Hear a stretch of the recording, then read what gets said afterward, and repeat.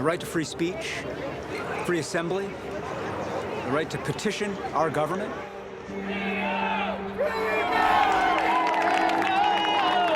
These rights are not abstract. These rights are made kind of most visibly and palpably real when people come together and they protest.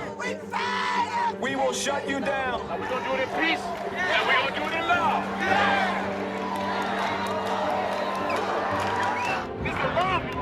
In a democracy, change begins with harnessing voice. We have to disrupt the normal in order to change the status quo.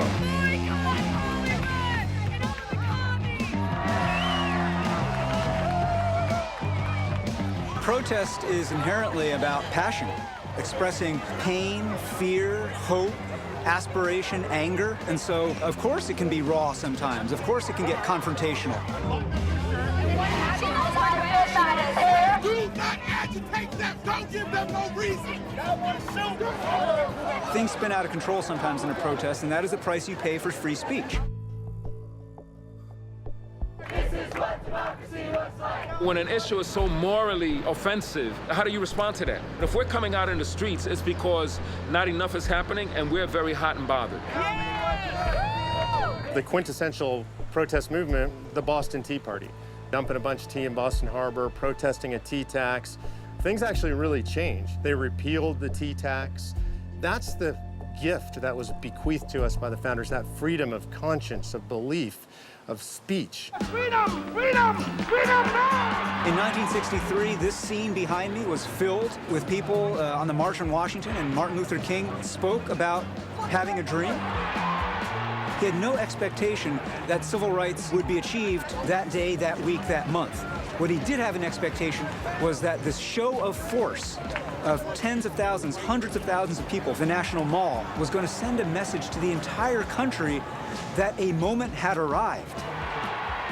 Martin Luther King's March on Washington was a huge act of civil disobedience, and it achieved something really concrete. And if you forget that, and if you allow them to own that narrative of like it's in the past, then you are being robbed of your power.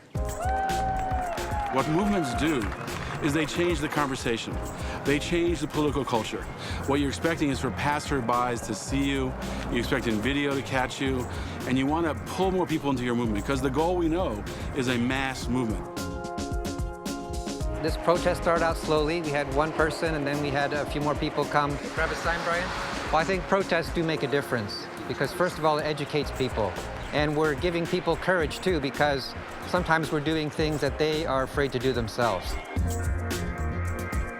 Protest is one of the most important ways for citizens to exercise power, but it's rarely sufficient.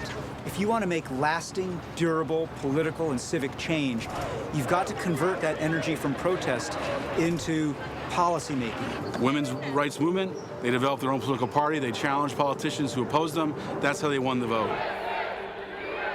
And the Tea Party movement has not died down, it's morphed, and you can't go to a city council meeting or a school board meeting or a state legislature meeting without meeting folks who came out of the Tea Party movement and are now directly participating in the governance of their municipalities or their states.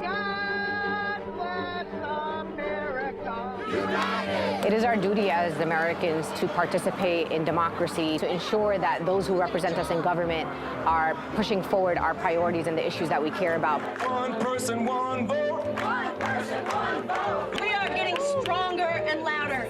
When you have people marching, it's a great equalizer, just like voting. And our biggest power are our neighbors, our friends, coming together in marches, saying, I see your injustice. Do you see it? Do you see it? You see it? Okay, let's go and make them see it. I think protest is one of the most hopeful, beautiful things you can find, because it's people saying, we actually believe in the words of the creed, and we're going to show up to claim them. Whatever your beliefs, get out into the streets, get involved in politics, engage, because it's your future. If not us, then who? We march, we organize, we rally, we protest for a better tomorrow. Are you ready?